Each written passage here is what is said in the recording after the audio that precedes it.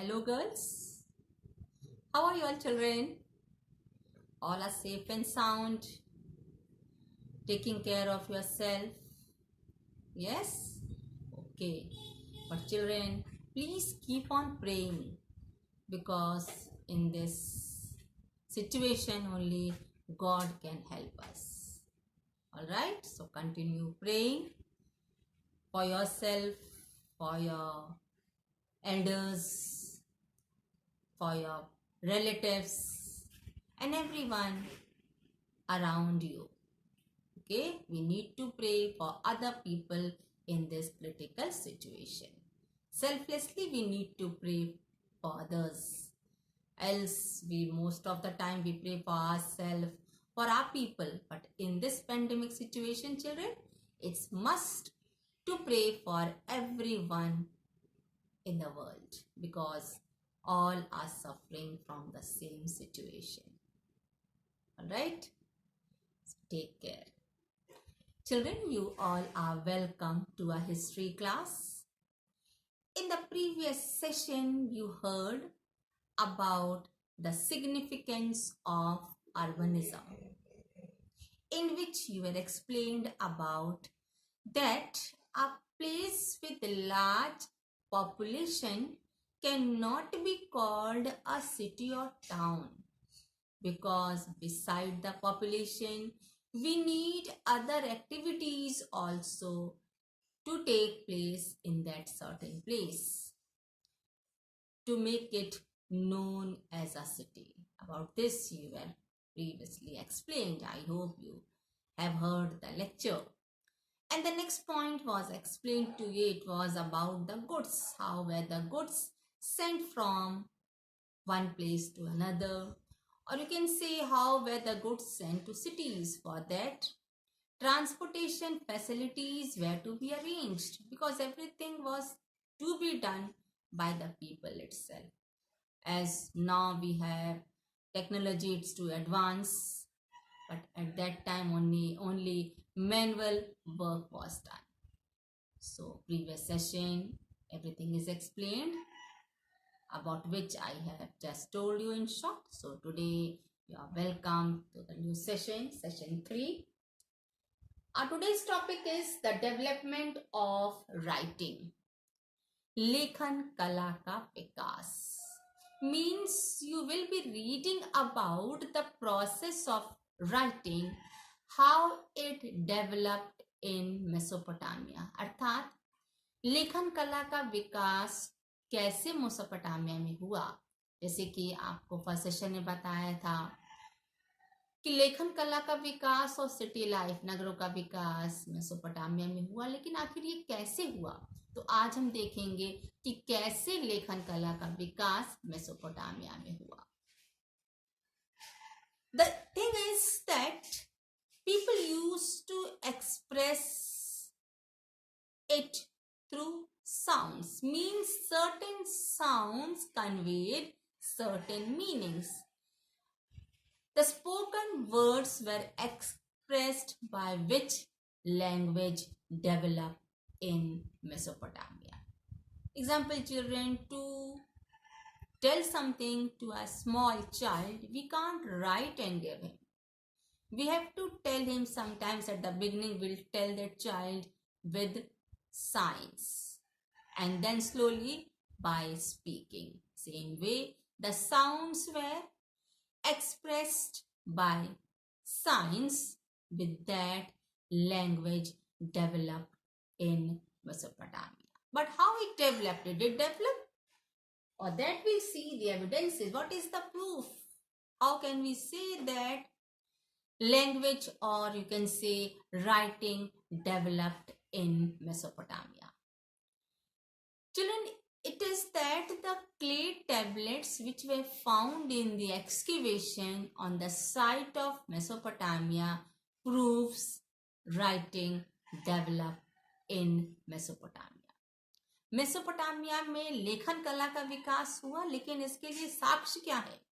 साक्ष्य वो मिट्टी के बने जो टेबलेट्स टाइप के होते थे, उस पर ही कुछ साइन एक्सप्रेस किए जाते थे और वही स्टोर किया जाता था रिकॉर्ड के रूप में, जो खुदाई के समय प्राप्त हुए और उनको पढ़ा जा सका, जिससे स्पष्ट हुआ कि लोग अपनी बातों को कम्युनिकेशन के लिए वो लोग साइंस का प्रयोग लिख कर करते थे।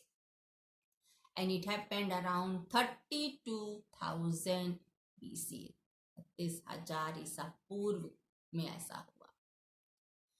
So how it was done, you can see on your book on page 33, you will find that there were sounds. Can you see the page? There are signs on those clay tablet drawn. आप अपने book में page 33 पर देखिए, जो मिट्टी की तख्ती के तरह बना हुआ शेप आपके बुक में है, दिखाई दे रहा। उसमें different signs are there. Means around 5,000 list of oxen, fish, pieces of bread were used as signs which were found on the tablets. दिखाई दिया?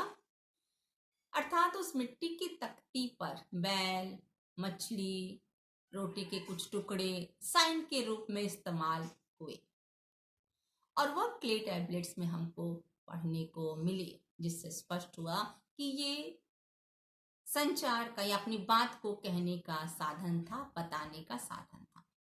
Children, even list of goods were distributed from the temples of Uruk, means these things were brought into temples and distributed. Means जो tablet मिले, अर्थात जो मिट्टी की तख्ती मिली, उस पर इस बात का भी वर्णन है कि उस मंदिर से, उरूक का मंदिर काफी, आप कह सकते हैं, महत्वपूर्ण टॉपिक है इस लेसन का, आप आगे पढ़ेंगी कि उस मंदिर से वस्तुओं को बांटा जाता था। तो वो कौन सी वस्तुएं थी, क्या बांटी जाती थी, और वह सब उस मिट्टी के तख्ती पर अंकित मिली, जिन्हें पढ़ा जा सका। Means the remains on the tablet only tell about the development of writing in Mesopotamia. अर्थात जो अवशेष मिले, जिनको पढ़ा जा सका, समझा जा सका, वो ही साक्ष्य हैं इस बात के कि मेसोपोटामिया में लेखन कला का विकास हुआ।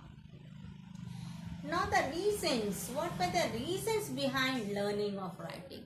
आखिर लोगों ने पढ़ना लिखना क्यों शुरू किया, क्यों जरूरत पड़ी इस बात की कि कुछ लिखा जाए।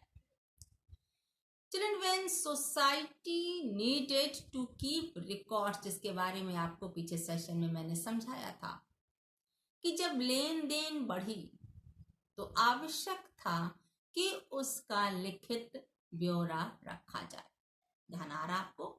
Means which people will get, which organization will be responsible for the certain affair. You were also explained about the division of labor. श्रम के विभाजन के बारे में आपको मैंने कल समझाया था, पीछे सेशन में समझाया था। Means कितना product, how much of product will be given to a certain organization, certain person, who is in need, what is the medium of exchange, why is the product given to that certain person or certain organization. There should be some authentic record, for which I told you that who will see to the distribution of the things stored. That has to be done by a representative. So for that it was must to have the record, and keeping of records means written records, and when the written record is required means writing should be done. Clear? Are you clear? क्योंकि अगर हमें लिखित साक्ष्य चाहिए तो आवश्यक है कि लिखना आए, तो जरूरत पड़ी उसमें लोगों को लिखने की, तो उन्होंने आरंभ में चिन्हों के द्वारा अपने बातों को, अपने जो भी वो एक्सप्रेस करना चाहते थे, लिखन का आरंभ किया।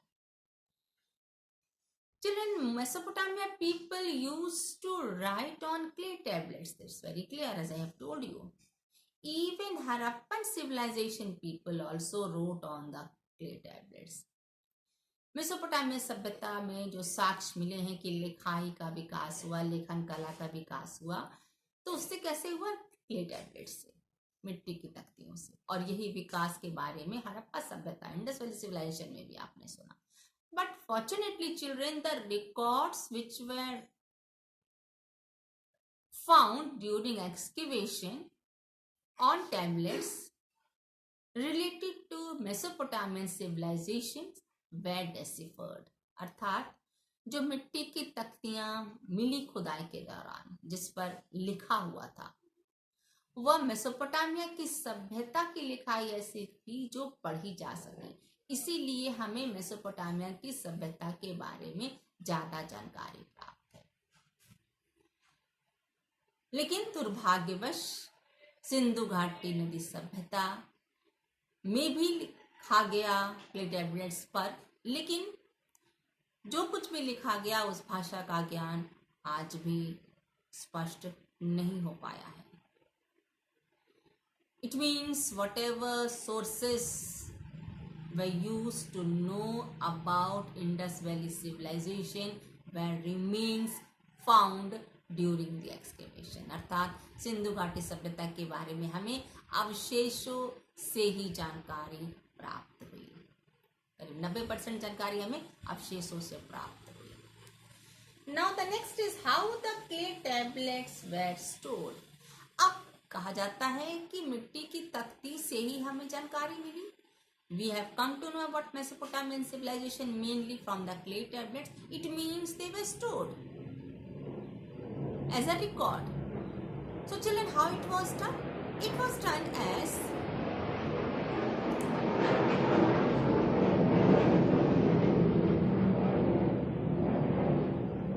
a scribe used to wet the clay and pat it in a rectangular shape so that he could hold it in one hand. जो लिपिक होता था वो गीली मिट्टी को थपथपा कर एक आयत का कोशिश करता था कि उसे कोई आकार दे दे। वह अधिकतर आयताकार ही चित्रों में देखा गया और इस प्रकार से उसको शेप देता था, बनाता था कि उसे हाथ में पकड़ा जा सके, क्योंकि वह ही जिम्मेदार था उस तख्ती को स्टोर करने के लिए, because he was responsible to maintain the record and to store it. So for that what he used to do, he first used to cut the surface of that shape, the edges carefully. अर्थात जो वो मिट्टी की तख्ती होती थी उसके किनारों को वह बहुत सफाई से बनाता था, मीन्स इतना स्मूथ करता था, बनाता था, उसको चिकना कर देता था कि उससे किसी को चोट ना लगे और वह देखने में और पकड़ने में सुविधाजनक हो. And before the clay is dried, he used to press the wedge shaped signs on the surface. इसके पहले कि वह मिट्टी की तख्ती जो उसने बनाई है सूख जाए, वह उस पर क्या करता था, कीलाकार आकृति, यूनिफॉर्म मतलब है कीलाकार आकृति. आप इसको अपने बुक में भी देख सकती हैं, उस पेज पर जहाँ मैंने आपको मेंशन किया, जहाँ ये कीलाकार आकृति या यूनिफॉर्म स्क्रिप्ट बना हुआ है, आप ध्यान से इसको देख सकती हैं कि वो कीलाकार आकृति में ही उन साइंस को एक्सप्रेस करता था, कील की शेप में, इसीलिए उसे कीलाकार आकृति कहते हैं. That you can see on page 34 in your book.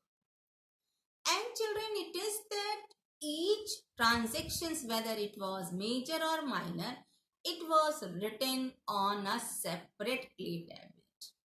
जो भी इंफॉर्मेशन होती थी, आवश्यक हो या अति आवश्यक हो, सब कुछ सेपरेटली अलग अलग मिट्टी की तख्ती पर लिखा जाता था, रिटन रिकॉर्ड रखे जाते थे. और जब उसका काम हो जाता था, जब लेन देन स्पष्ट हो जाता था, तो उस तख्ती को डिस्ट्रॉय कर दिया जाता था. So this is also the reason that we are able to know about Mesopotamian civilization, because the evidences were stored and they were deciphered. Children, the next is that by 26,000 BC, letters of Mesopotamian civilizations were found, means पढ़ा जा सका, और वो जो letters थे, जो उनकी लिपि थी, वो यूनिफॉर्म थी. जैसे हमारे आपके हिंदी की लिपि देवनागरी लिपि है, भाषा हमारी हिंदी है, तो उनकी यूनिफॉर्म कीलाकार लिपि थी और भाषा क्या थी, सुमेरियन भाषा में. जैसे हमारे यहाँ की भाषा क्या है, हिंदी और इंग्लिश, और इसके साथ ही लोकल लैंग्वेजेस भी हैं अलग अलग स्टेट की। उसी प्रकार उस समय भाषा क्या थी, Sumerian. Children, at the starting I told you that the meaning of Mesopotamia is land between two rivers. It means on that land many cities emerged, in which the city Sumer was the important city. Means till the society was dominated by Sumerians, the language was Sumeria, which was the earliest language. अर्थात Sumeria स्थान में जब तक Sumerian का वर्चस्व रहा, वहां Sumerian भाषा में ही बात की गई। And children, it is that writing was not only done to keep transaction records, ऐसे कि केवल लेन देन की बात को लिखना ही काफी नहीं था, स्टोर करने के लिए रखना ही काफी नहीं था क्ले टैबलेट्स के लिए। मैंने आपको बताया अभी, major and minor everything was written on separate tablets. So in that children that written records were made as dictionary and even land transactions was also done on clay tablet. आज जमीन की लेन then होती है तो वो क्या होता है, उसके लिए पेपर लेते हैं, गवर्नमेंट का पेपर होता है, is it, you all know, stamp paper. At that time it was done on clay tablets. Clear? So transactions, land transactions were also done so that it is authentic. And the deeds or activities of the king, the announcements which were made, the changes which were done by the king, everything was preserved in a written form on clay tablets. राजा के द्वारा यदि कोई राजाज्ञा जारी की जा रही है, राजा के द्वारा कौन से काम किए जा रहे हैं, या कोई नियमों में परिवर्तन है, जैसे शासन काल एक राजा से दूसरे राजा का आरंभ हुआ तो क्या परिवर्तन किए गए, ये सारा कुछ उन मिट्टी की तख्तियों पर अंकित किया जाता था। Just now I told you about Sumerian language, but children, around 24,000 BC the language was changed as Akkadian language, क्योंकि जो दूसरी सिटी करीब 2000 वर्षों के बाद मिली वो अक्कड़ नाम के शहर था, इसलिए लैंग्वेज चेंज होके क्या बन गई, अकाडियन लैंग्वेज। ठीक है, जैसा आपको मैंने कहा जब तक सुमेरियंस का वर्चस्व रहा तब तक सुमेरियन भाषा थी, लेकिन जब अक्कड़ सिटी के बारे में जब डेवलपमेंट हुआ तो वहाँ अकाडियन लैंग्वेज। ठीक है, next is about the system of writing. Means in this we will be reading about the basic or the art of writing. How was it written? कैसे लिखा जाता, जैसे हम लोग अभी कहते हैं capital letter, small letter, cursive writing पढ़ते हैं ना। So now we'll see about the cuneiform writing. It is said that whatever was written at that time, जो कुछ भी लिखा था वो साइंस के द्वारा लिखते थे। Means verbal signs were visible on writing signs, cuneiform signs. And children, those cuneiform signs were syllables, means group of letters, combination of letters. अर्थात किसी एक लेटर, एक व्यंजन या स्वर से पूरी बात नहीं कही जाती थी, वह कई वर्णों का समूह होता था। ठीक है, जैसे केवल क लिख देने से पूरी बात नहीं हो गई, क के साथ और व्यंजन या और स्वर जोड़ना पड़ता है। आज भी केवल क लिखने से अपनी बात हम नहीं समझा सकते, कई वर्णों को जोड़कर एक शब्द बनाते हैं, तो उस समय भी साइंस उनके अलग अलग थे जिनको जोड़कर ही बातों को कहा जाता था। It means one who writes should be too intellectual, क्योंकि उसमें इतनी बौद्धिक क्षमता होनी चाहिए बच्चों कि वह सारे साइंस को याद रख सकते। अब हम और आप जानते हैं कि BAT बैट लिखना है, हमें मालूम है ना बी के बाद क्या लिखना है बैट के लिए। अब आपको हमें सबको याद करना पड़ा होगा अपने बचपन में, तो उनको भी इस बात की जानकारी रखनी पड़ती थी कि कौन से लेटर्स के साथ कौन सा लेटर जोड़ेंगे अपनी बात को कहने के लिए। Then comes the uses of writing. अब इस लेखन कला का प्रयोग कैसे हुआ? So children, as you know, heard that trade also flourished, cities developed. So the connection between city life, trade and writing, it was explained by an ancient ruler of Uruk. Who was he? Enmarker. By written depicted by an epic poem. एक कविता के द्वारा, काव्य के द्वारा कैसे लेखन का कला का प्रयोग किया गया, इसके बारे में वर्णन होगा। It happened, children, that the temple of Uruk was to be beautified. जो उरूक का मंदिर था उसको और सुसज्जित करना था। So for that, stone, metals, everything was required. Some such things were required. So children, Enmarkar, who was the ruler of Uruk, what did he do? He sent his messenger to Arata. Means Arata was the place, Arata ऐसी जगह थी जहां से वह इन वस्तुओं को मंगा सकता था, to bring these things. And children, you know, at that time transportation was not very good. So to reach to a place, he was supposed to go to Arata. He must have taken a good length of time. उसे काफी लंबा समय लगा होगा अराटा पहुंचने के लिए। तो वो कई पहाड़ियों को पार करते करते एक स्थान पहुंचा। करीब 5 से 7 पहाड़ियां उसने पार की तो समझ में आता है कि वह पहाड़ी क्षेत्र पर पहुंचा। सो व्हेन ही रीच्ड सूसा, एक सिटी थी which was below the mountain, the people staying there saluted him and they were looking like a tiny mice, क्योंकि ये ऊपरी सतह पर था, काफी ऊंची चोटी पर था। 5-7 पहाड़ियों को पार करके पहुंचा तो जो निचले सतह पर जो लोग थे जिन्होंने उसे सैल्यूट किया, किसी को देखा, उनको लगा हाँ कोई आया है, उसको सैल्यूट किया, तो उस मैसेंजर को क्या दिखा कि जो नीचे लोग हैं वो बहुत ही छोटे कद के हैं। जब तक वह अराटा पहुंचा वो सब कुछ भूल गया। इतनी परेशानियों के बाद अराटा पहुंचा। Means he had taken a long period to reach to Aratta. कितनी असुविधाओं का उसे सामना करना पड़ा होगा। तो जो भी मैसेज एनमार्कर ने उसे दिया, राजा ने उसे दिया, वह सब कुछ भूल गया। अब बेचारा फिर से again he was back to Enmerkar and he told what all problems, the difficulties the messenger faced. So hearing to the difficulties of the messenger, what did Enmerkar do? Enmerkar ने क्या किया, जब उसको मालूम चला कि इतनी परेशानियों के बाद वह मैसेंजर, वह संदेशवाहक अराटा पहुंचा और वह जाकर वहां सब कुछ भूल गया। अब उसने क्या किया? Whatever was his demand, he wrote on a clay tablet and he gave him to the messenger and said that you give this clay tablet to the king of Arata and whatever you remember that also you tell.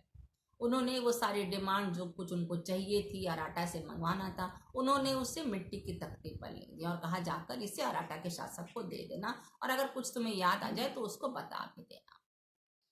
So the messenger again started his journey and he reached to Arata. So when he gave that tablet to the ruler, the king of Arata, telling him that it is given to him by the ruler of Uruk, the Enmarker, who was the ruler. So before reading it, the king of Arata, ruler जो अराटा का शासक था, वो बड़ा अचंभित हो गया क्योंकि वह एक नई चीज देख रहा था कि किसी तख्ती पर कुछ लिखा हुआ है।